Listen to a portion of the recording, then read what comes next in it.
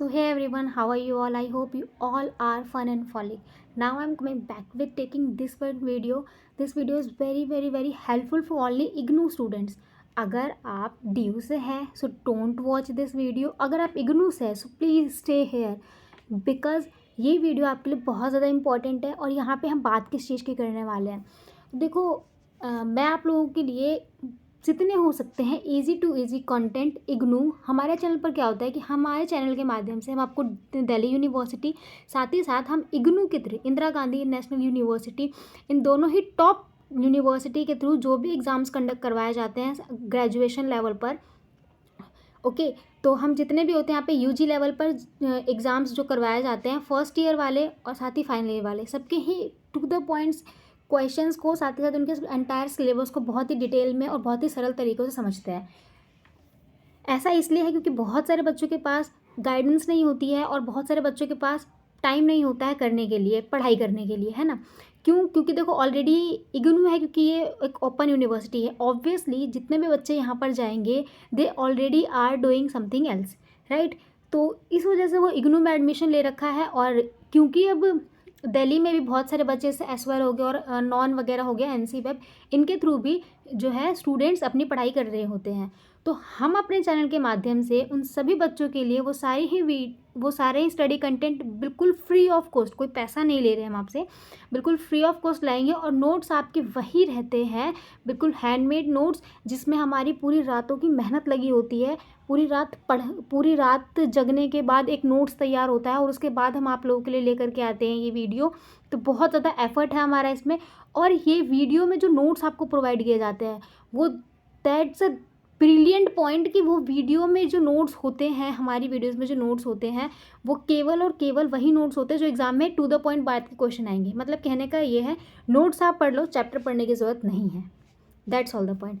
सो बहुत हो गई बकवास. Now let's come to the point. क्योंकि ये वीडियो ओनली फॉर हमने इग्नू वालों के लिए बनाई है. ये वीडियो मोस्ट इम्पॉर्टेंट है इग्नू वाले बच्चों के लिए जहाँ पे हम बात करेंगे इग्नू BHIC 131. BHIC 131 ये जो कोड है वो कोड है हिस्ट्री ऑफ इंडिया का. हिस्ट्री ऑफ इंडिया का कोड है. आप एक बार सब्जेक्ट कोड बहुत ही ध्यान से देख लीजिएगा. और हाँ एक चीज़ मैं और बता दूँ, मैंने यहाँ पे बैचलर ऑफ आर्ट्स वालों की जो बच्चे इग्नू से बैचलर ऑफ आर्ट कर रहे हैं यूजी कर रहे हैं उनका मैंने सिलेबस का वीडियो भी बना रखा है. But until you didn't watch you don't know your entire syllabus of history and other subjects, so please go through that and learn that all. okay तो यहाँ पे हम उनके सिलेबस को देख लिया. सिलेबस को देखने के बाद ही हम यहाँ पर जो है हिस्ट्री के लाया और हिस्ट्री के ये जो है सिलेबस भी दे दिया था. और सिलेबस में यहाँ पर देखोगे तो हिस्ट्री का हम चैप्टर नंबर 1 लेकर के आए हैं. क्लियर है पॉइंट. तो चैप्टर नंबर 1 है. और हाँ बहुत ही जल्द हिस्ट्री की बुक का ब्लॉग भी आने वाला है. वो आपको आज या कल मिल जाएगा. लिंक आपको मैं डिस्क्रिप्शन में भी दे दूँगी. उसके लिए वो प्रॉब्लम नहीं है. तो बुक के थ्रू आप ये हो जाएगा कि आप एक बार आइडिया लग जाएगा कि बुक आपकी है कैसी, है ना, कितने चैप्टर्स पढ़ने हैं और फिजिकली बुक दिखती कैसी है.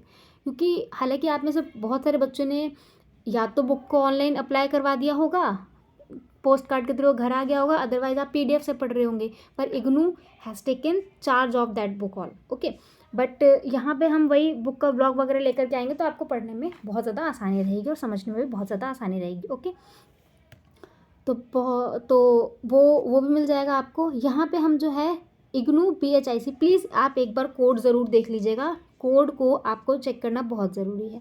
ओके तो BHIC 131 की हम बात करेंगे. इसका जो है हिस्ट्री की बुक है ये और हिस्ट्री का यूनिट नंबर 1 जो है ये है प्राचीन भारतीय इतिहास के स्रोत. क्या नाम है? प्राचीन भारतीय इतिहास के स्रोत. प्राचीन भारतीय, दोबारा पढ़ लीजिए, प्राचीन भारतीय इतिहास के स्रोत. मतलब कि भारत की बिल्कुल अर्लियर टाइम से हम बिल्कुल स्टार्टिंग टाइम से पढ़ेंगे. ठीक है. हम यहाँ पर 300 ईस्वी तक का इतिहास पढ़ने वाले हैं. 300 सदी तक का इतिहास पढ़ने वाले हैं. तो यहाँ पे सबसे पहले हमारे लिए ये जानना ज़रूरी है कि इतिहास के स्रोत क्या है. यानी कि हम आज अपने इतिहास को अगर जान पा रहे हैं तो आखिर वो कौन कौन से सोर्सेज है, आखिर वो किस वजह से हम जान पा रहे हो. कुछ तो ऐसा मिला होगा. एग्जाम्पल के लिए आज अभी जहाँ बैठे हो, मैं अगर इस कमरे के अंदर बैठी हूँ, फॉर एन एग्जाम्पल अचानक से कोई भी प्राकृतिक आपदा आया था, कोई भूकंप आया था, कोई कुछ भी आ जाता है ना, तो क्या होगी, ज़मीन धंस जाएगी. ज़मीन धंसेगी तो हम सबको क्या होगा कि एक अलग ही परिस्थिति बन जाएगी. हम मर सकते हैं. अब मरने के बाद मान लो 2 साल, 150 साल बाद, 50 साल बाद कोई बाहर से कोई व्यक्ति आया, इस एरिया में घूमा जहाँ मैं रहती हूँ, तो उसको क्या मिलेगा, हमारे द्वारा कुछ इस्तेमाल की गई चीज़ें, जैसे हम आज के टाइम पे बुक यूज़ करते हैं, पेन यूज़ करते हैं, तो वो जब इन चीज़ों को देखेगा तो उसको लगेगा कि अच्छा, इस समय के लोग यानी कि 50 साल पहले के लोग पढ़ाई करते थे, तभी वो पेन यूज़ कर रहे हैं। उनके पास बर्तन होते थे, है ना, उन स्टील के बर्तन यूज़ करते थे, तांबे के बर्तन यूज़ करते थे, ग्लास के बर्तन यूज़ करते थे, लैपटॉप होता था, कंप्यूटर होता था, इवन फ़ोन होता था। तो ये चीज़ें कैसे पता चल रही है, स्रोतों के द्वारा, उन्हीं स्रोतों से वो उनकी लाइफस्टाइल जज कर रहे हैं, है ना। सेम चीज़ हमारे पास आज भी है।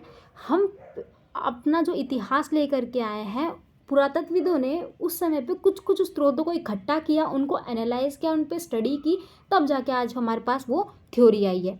गॉट इट माई पॉइंट, समझ जाएगा कि मैं क्या कह रही हूँ। तो स्रोत का मतलब समझ आ गया होगा, स्रोत का मतलब होता है सोर्सेज, जहाँ से वो अलग अलग चीज़ें लेकर के आ रहा है। Got it. Now let's move to the next part.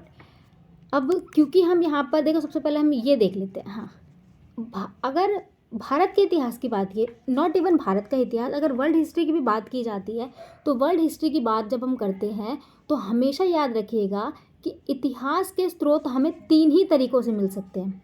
इतिहास के स्रोत यानी कि किसी भी चीज़ के स्रोत किसी भी चीज़ के साथ 3 ही तरीक़ों से मिल सकते हैं। जो मिले उसको कैटेगरी में बांटा गया। एक कैटेगरी है उसका पुरातात्विक स्रोत। पुरातात्विक मतलब पुरानी चीज़ें यूज़ की गई हैं। पुरानी चीज़ें मतलब जैसे मैंने बताया अभी, घर हो गया, है ना, पुरानी चीज़ें, उस समय की मूर्तियाँ, उस समय के सिक्के, उस समय की जो लिखावट होती थी, कॉपी पेन, ये सब चीज़ें, है ना, बर्तन, ये सब किनको बोला गया, पुरातत्व। अभी हम बहुत डिटेल में भी समझेंगे, डोंट वरी। साहित्य का मतलब होता है धर्म वगैरह से रिलेटेड, मतलब उस समय की ग्रंथ किताबें कैसी होती थी, उस समय के लोग पूजा पाठ करते थे तो उसको कैसे लिखते थे, ठीक है, गॉट इट माय पॉइंट। तो ये साहित्यिक स्तात है। ये विविदेशी वृत्तांत मतलब ये कि अगर फॉरेन कंट्री से कोई आता है और हमारे भारत के बारे में लिखता है, फॉरेन कंट्री से कोई आया, बाहर के विदेशों से कोई आया और भारत के इतिहास को लिखा है, और उससे हमें भारत के इतिहास के बारे में पता चल रहा है कि हाँ, उस समय पे ऐसा ऐसा ऐसा होता था, तो उसको बोला गया विदेशी वृत्तांत। समझ आ गया। तो एग्जाम में अगर पूछेगा कि इतिहास के स्रोत कितने हैं, तो 3 ही कैटेगरी है, फिक्स 3 ही कैटेगरी है, पुरातात्विक, साहित्यिक और विदेशी वृत्तांत। Got it my point. अब हम एक एक करके इन तीनों को समझते हैं। सबसे पहले हम समझेंगे साहित्यिक स्रोत को। देखो, साहित्यिक स्रोत जब आता है, साहित्यिक स्रोत, साहित्य का मतलब होता है धर्म वगैरह से रिलेटेड चीज़ें, है ना। साहित्यिक स्रोतों के अंतर्गत वैदिक वैदिक ग्रंथ, बौद्ध, जैन साहित्य, महाकाव्य, पुराण, संगम साहित्य और प्राचीन जीवनियाँ, कई कविताएं और नाटक है जिनको एक किताब में लिखा गया है, इनको साहित्यिक स्रोत बोला गया है। क्लियर हो गया साहित्यिक स्रोत क्या होते हैं, लिख लोगे आप लोग। अभी हम एक एक आंसर को भी प्रिपेयर करेंगे, लिखेंगे हम आज से, अभी हम चैप्टर पढ़ रहे हैं, है ना। इनकी ज़रूरत क्यों पड़ी है, क्यों ये हमें दिखा रहा है, तो उनके कुछ इंपॉर्टेंस को देखेंगे। एग्जाम में ये भी आ सकता है। पुरातात्विक स्रोतों की तुलना में ज़्यादा उपयोगी होते हैं। ये पुरातात्विक स्रोतों की तुलना में ज़्यादा उपयोगी होते हैं क्योंकि हमें डायरेक्ट लोगों के विचारों के बारे में पता चल जाता है। हमें पता चल जाता है कि लोग वहाँ पे कैसे सोचते होंगे। कोई कविता अगर है तो हमें पता चल जाता है कि लोग बोलते कैसे होंगे। हमें लोग सामान्य यानी कि लोकल भाषा पता चल जाती है, इसीलिए इसको पुरातात्विक के मामले में ज़्यादा अच्छा माना जाता है। अतीत की वस्तुओं और घटनाओं के बारे में एक बहुत अच्छी जानकारी देता है, बिल्कुल सही पॉइंट। थर्ड, इसकी सहायता से हमें इतिहास में पवित्र ग्रंथ, शासकों के इतिहास, संतों के पत्रों इत्यादि, इन सब का जीवन चरण के बारे में पता चल जाता है। फोर्थ पॉइंट, विदेशी यात्रियों के वृत्तांत का पता चलता है। फिफ्थ पॉइंट, अतीत का एक लिखित दस्तावेज हमारे पास, यानी कि हमारे पास एक प्रूफ है कि उस समय पे लोग ये सब चीज़ें करते थे, लिखित है, सबसे बड़ी बात।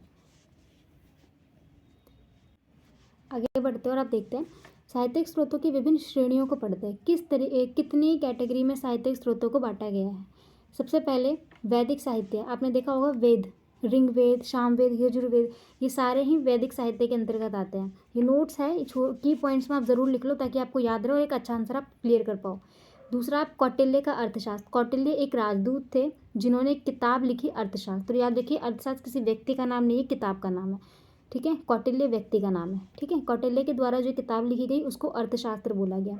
महाकाव्य पुराण, महाभारत जो सुनते हो, महाभारत जो हम देखते हैं आज के समय पे भी, 5 पांडव और 100 कौरव के बीच में जो महायुद्ध हुआ था, ये उसकी किताब है, तो उसको क्या बोला गया, जिसके अंदर पूरी कथा लिखी हुई है, वो है महापुराण, ठीक। संगम साहित्य, भारत के दक्षिण में जो जो शासन या फिर जो राज्य व्यवस्था विकसित हुई थी, उसको संगम साहित्य के अंदर लिखा गया। ठीक, बौद्ध और जैन धर्म, जब बौद्ध धर्म और जैन धर्म विकसित हुए, दोनों ही आपस में अपनी अपनी जगह पे विकसित हो रहे थे, तो उस समय पे उन दोनों ही धर्म के चीज़ों को लिखा गया, उसको बौद्ध और जैन धर्म बोला गया।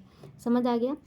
अब हम बढ़ते हैं पुरातात्विक स्रोत की तरफ। ठीक है, देखो पुरातात्विक स्रोत क्या होते हैं। पुरातात्विक के शब्द से आपको कुछ पता चल रहा होगा।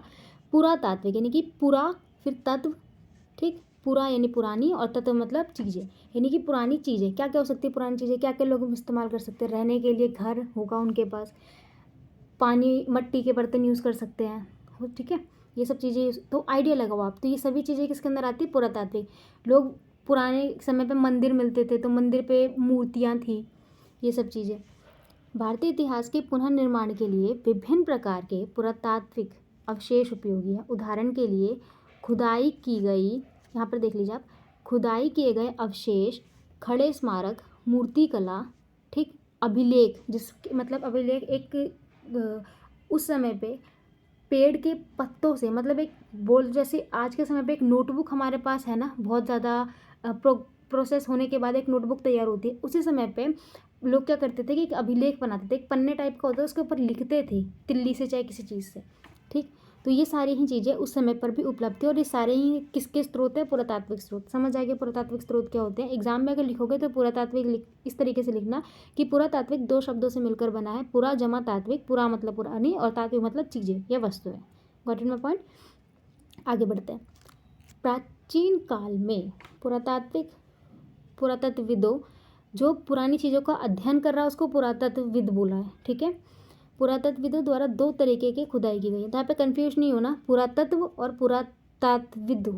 जो पुरातत्व का अध्ययन कर रहा है, जो उसको पढ़ रहा है, उसी को पुरातत्वविद बोलिए, पुरातत्वविद। ठीक है, देखो जब वो लोग ज़मीन की खुदाई करते थे, अब पुराने समय की बात है, तो ज़मीन से भी तो हमें कुछ ना कुछ स्रोत मिलेंगे, कुछ चीज़ें दबी होगी। मैंने अभी आपको भूकंप का एक बहुत अच्छा एग्जाम्पल दिया। ठीक, तो वो जब ज़मीनों को खोदेंगे, तो ज़मीन को खोदने के वो दो तरीके अपनाते थे, एक हॉरिजॉन्टल और एक लैंडस्केप करके। ठीक है, एक ऊर्ध्वाधर और एक क्षैतिज।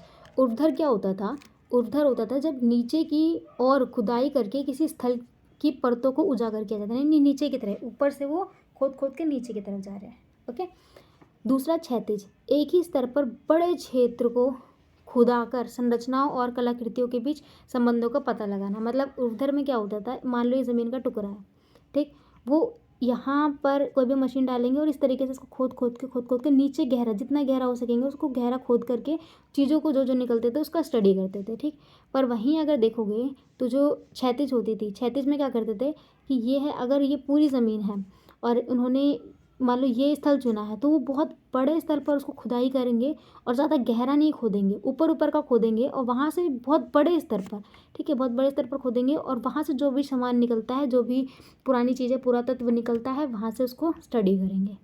Got it my point. तो इस तरीके से वो लोग ज़मीन की खुदाई करते थे। ये एग्ज़ाम में आ सकता है, इसको लिखिएगा ज़रूर। अब देखो पुरातत्व स्रोतों की भी महत्वाकांक्षा है कुछ। क्या महत्वाकांक्षा है ये देख लीजिए। सबसे पहले इनकी श्रेणियाँ देख लो। हाँ, इनकी महत्वाकांक्षा अगर देखें तो सबसे पहली महत्वाकांक्षा आप लिखिएगा, अतीत के बारे में उपयोगी है, हमें जन सामान्य की जीवन शैली के बारे में पता चलता है। पुरातत्वविदों से हमें पुरानी चीज़ों हमारी पुरानी चीज़ों का पुनः निर्माण हुआ है। मतलब पुराने समय पर तांबा भी यूज़ होता था, जो कि आज के समय पर भी होता था। पुराने समय पर लोहा भी कई बार यूज़ हुआ है, लोहा भी पुराने समय, तो वो आज भी यूज़ होता है। ठीक, तो वो सब चीज़ें इसके महत्वाकांक्षा के अंदर आ जाएगी। इनकी श्रेणियाँ देखो क्या क्या आते हैं इसके अंदर, सिक्के, शिलालेख, स्मारक और अभिलेख। स्मारक क्या होते हैं, मूर्ति, ठीक है, मूर्ति, दीवार, मंदिरों की जो दीवारें होती थी। अभी मैं आपको कुछ पिक्चर्स भी दिखाऊंगी, वो भी देखिएगा। अब हमारा जो थर्ड कैटेगरी आता है, यानी कि तीसरा जो पक्ष है वो है, तीसरा जो स्रोत है वो है विदेशी वृत्तांत का। मैंने आपको बताया था विदेशी वृत्तांत क्या होता है, कोई बाहर का, कोई फॉरेन कंट्री, यूनान, ईरान, रूस, कहीं से भी कोई आकर के हमारे भारत के बारे में अगर कुछ लिख के जा रहा है तो उसको विदेशी वृत्तांत बोल दिया जाता है। ठीक है, किसी विदेशी यात्री के भारत आने के अनुभवों को यात्रा वृत्तांत कहते हैं। विदेशी यानी विदेश से आया हुआ कोई व्यक्ति भारत के बारे में कुछ लिख रहा है और उसी डॉक्यूमेंट को विदेशी वितरण का नाम दे दिया गया। ठीक, यानी कि विदेशों ने आए, घूमा और उसके बारे में लिख के गए। कई सारे भारत में विदेशी देखे गए हैं। देखो कई सारे एग्जाम्पल भी हैं यहाँ पे। फाहियान, कई आपने 12th में भी इनका नाम सुना होगा, वहाँ पे भी इनका नाम है फाहियान, जो कौन थे, चीनी यात्री थे। ठीक है, ये चीनी यात्री फाहियान में आए थे। कब आए थे, 405 से 411 ईस्वी के बीच आए थे भारत में।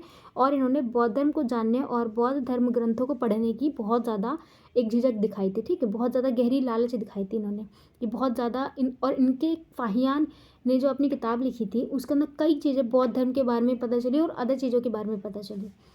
ठीक, और फिर दूसरा देखिए हेनत्सांग, चीनी यात्री थे ये भी। ठीक, अब्दुल रज्जाक फरास से आए थे ये भी। मार्को पोलो इटली से आए थे ये भी। डोमिंगो पुर्तगाल से आए थे। निकोलस बड़ा फेमस है, निकोलस के बारे में पता है, जो कि इटालियन से आए हुए थे। निकोलस कहाँ से आए थे, इटालियन से आए थे। अल बिरूनी फरास से आए थे। और मेगिस्थनीज यहाँ पे लिखा नहीं है, मेगिस्थनीज बहुत इंपॉर्टेंट है। मेगिस्थनीज आए थे यूनान से। कहाँ से आए थे, मेगिस्थनीज यूनान से आए थे। और मेगिस्थनीज जो किताब लिखी थी उसका नाम था इंडिका। ठीक, उन्होंने उसमें मौर्य साम्राज्य के बारे में लिखा, बहुत कुछ। सेल्यूकस के द्वारा मेगिस्थनीज को भेजा गया था, याद होगा अगर तो। ठीक, तो ये था आपका चैप्टर नंबर 1। पूरे ओवरऑल चैप्टर में यही चीज़ें हैं, यही मैंने आपको बहुत अच्छे से बताया। कैसी लगी आपको ये वीडियो, प्लीज़ कमेंट बॉक्स में ज़रूर बताइएगा। बाकी मिलते हैं नेक्स्ट वीडियो में। और हाँ, टेलीग्राम ग्रुप ज्वाइन करना मत भूलिएगा,